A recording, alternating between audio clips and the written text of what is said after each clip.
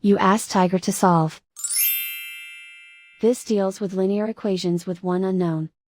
The final result is x equals -2. Let's solve it step by step. Simplify the expression. Expand the parentheses. Simplify the arithmetic. Multiply the coefficients. Expand the parentheses. Group like terms. Simplify the arithmetic.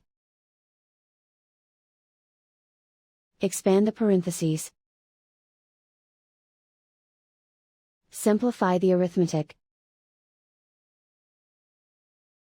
Group like terms. Simplify the arithmetic. Group all y terms on the left side of the equation. Subtract 7x from both sides. Group like terms. Simplify the arithmetic. Group like terms. Simplify the arithmetic. Group all constants on the right side of the equation. Add 8 to both sides. Simplify the arithmetic.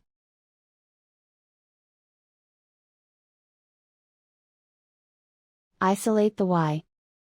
Divide both sides by 6.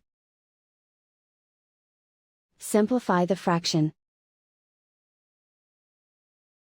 Find the greatest common factor of the numerator and denominator.